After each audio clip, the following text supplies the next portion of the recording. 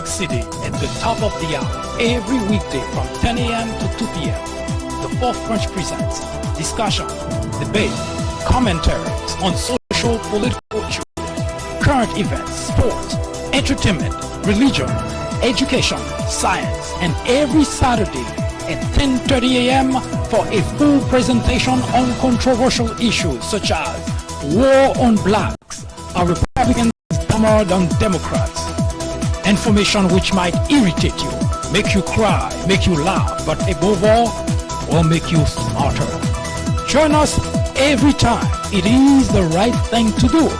It is the only way to keep your sanity in a world of chaos, hypocrisy, immorality, and deception. Welcome to Common Sense.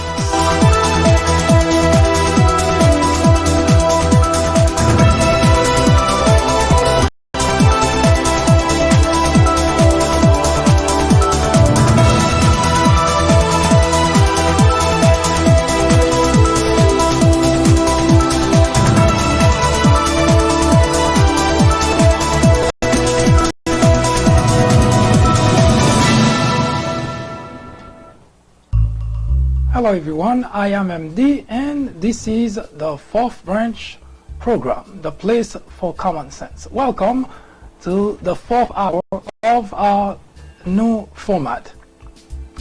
We continue today with the reading of the Mueller report. Call it the Mueller report line by line. We will continue to read the executive summary.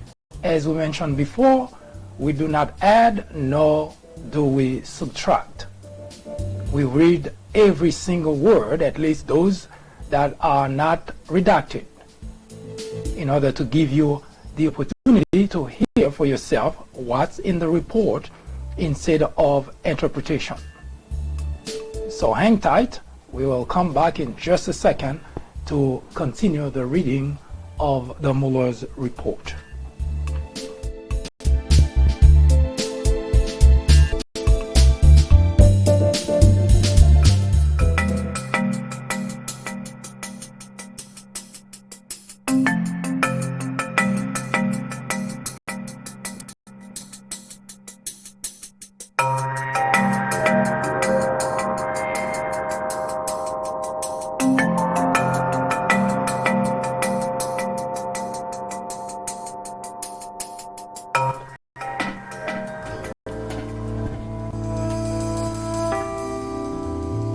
As we promised, we continue reading the executive summary. That's where we're still at. That's page 8 on the Mueller's report. We will continue with that until we read all the 448 pages. That's for volume 1. So here we go.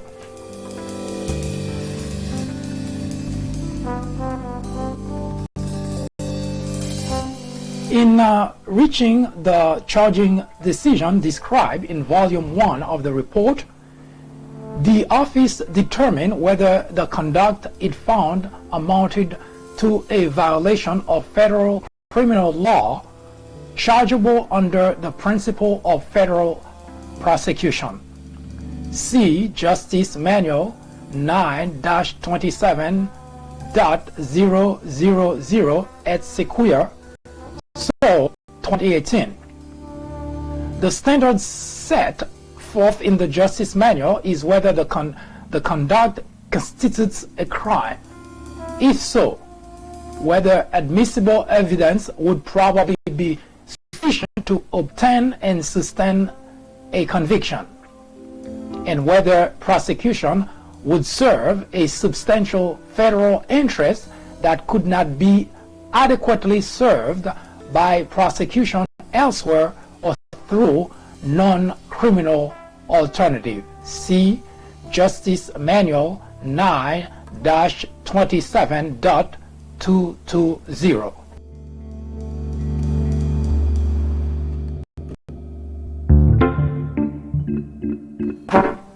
Section 5 of the report provides detailed explanation of the office's charging decision, which contain 3 main components. First, the office determined that Russia's two principal interference operations in the 2016 U.S. presidential election, the social media campaign and the hacking and dumping operation, violate U.S. criminal law. Many of the individuals and entities involved in the social media campaign have been charged with participating in a conspiracy to defraud the United States by undermining through deceptive acts the work of federal agencies charged with regulating foreign influence in U.S. election, as well as related counts of identity theft. See United States versus Internet Research Agency et al. Number 18-CR-32, parentheses D.C. Separately, Russian intelligence officers who carried out the hacking into Democratic Party computers and the personal email account of individuals affiliated with the Clinton campaign conspired to violate, among other federal laws, the Federal Computer Intrusion Statute, and they have been so charged. See United States versus Netiksho et al. Number 18-215, parentheses D.C. The remaining portion of this paragraph has been redacted.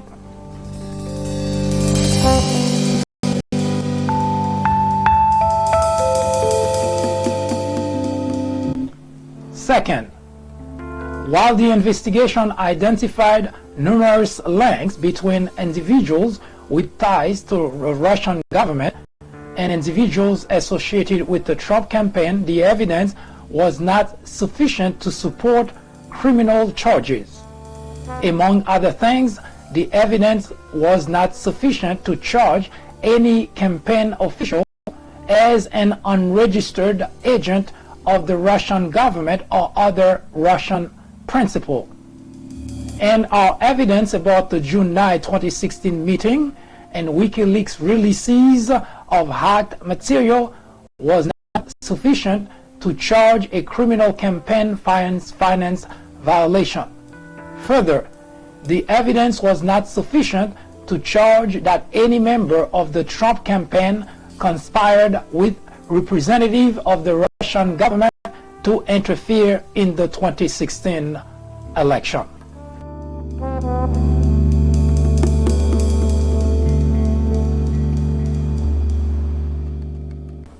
Third, the investigation established that several individuals affiliated with the Trump campaign lied to the office and to Congress about their interaction with Russian affiliated individuals and related matters.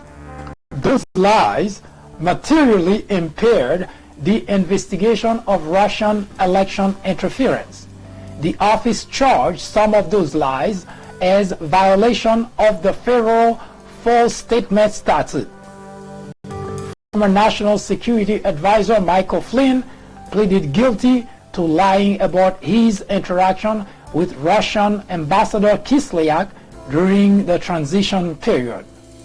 George Papadopoulos, a foreign policy advisor during the campaign period, pleaded guilty to lying to investigators about inter alia, the nature and timing of his interaction with Joseph Mifsud, the professor who told Papadopoulos that the Russian had dirt on candidate Clinton in the form of thousands of emails.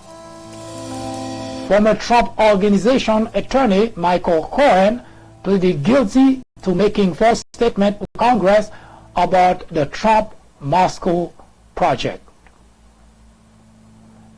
A section of this paragraph also is redacted, and it begins with, of course, a good portion is missing, and it says, and in February 2019, the U.S. District for the District of Columbia found that Manafort lied to the office and the grand jury concerning his interaction and communication with Konstantin Kilimnik about Trump campaign, polling data, and a peace plan for Ukraine.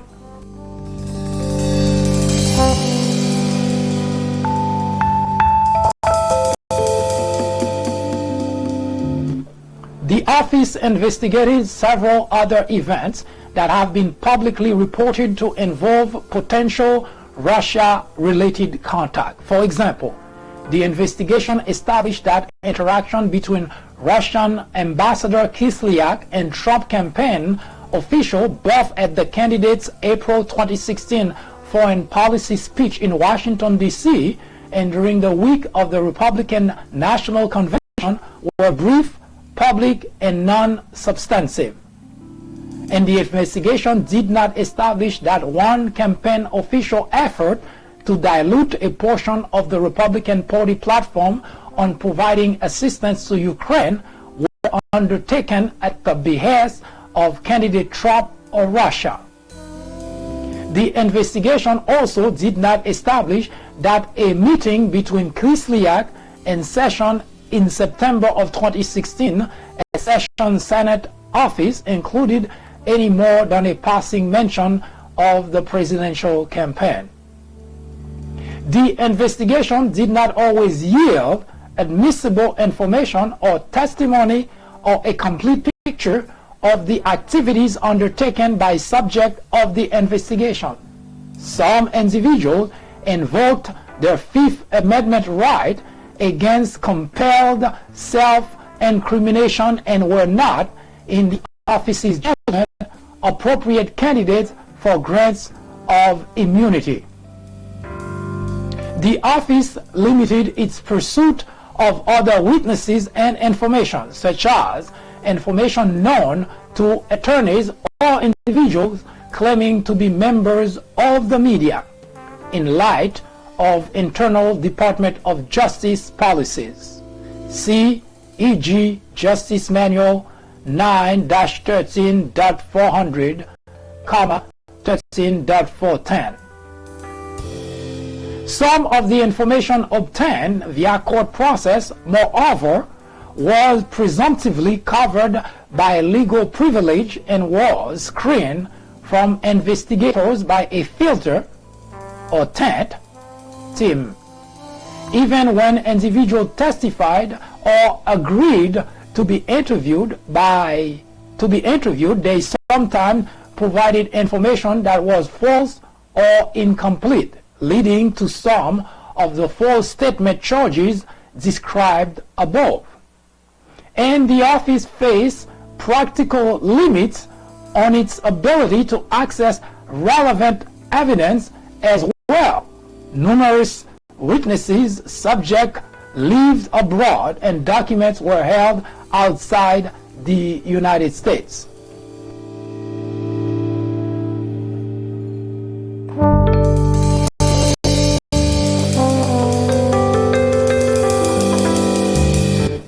Further, the office learned that some of the individuals we interviewed or whose conduct we investigated, including some associated with the Trump campaign, deleted relevant communication or communicated during the relevant period using applications that feature encryption or that do not provide for long-term retention of data or communication records. In such cases, the office was not able to corroborate witness statement through comparison to contemporaneous communication or fully question witnesses about statements that appeared inconsistent with other known facts. Accordingly, while this report embodies factual and legal determination that the office believes to be accurate and complete to the greatest extent possible, given these identified gaps, the office cannot rule out the possibility that the unavailable information would shed additional light on or cast in a new light the events described in the report.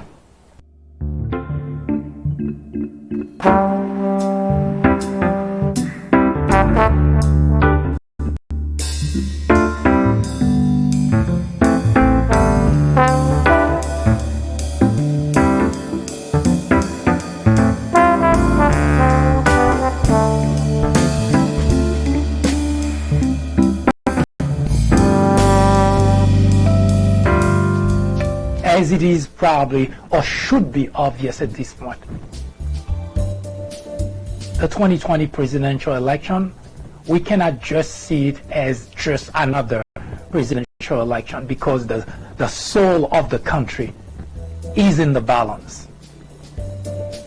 For the first time in the history of the United States of America, we have an individual in the Oval Office whose words mean absolutely nothing. He lies about everything that he says, everything that he does.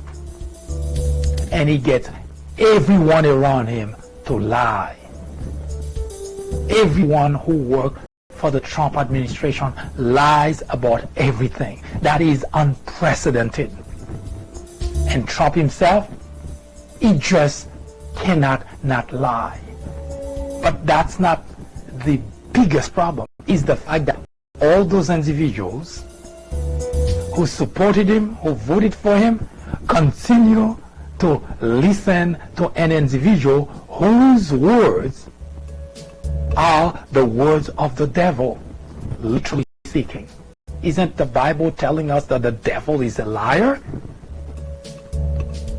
I even wonder sometimes if the devil lies as much as Donald Trump does.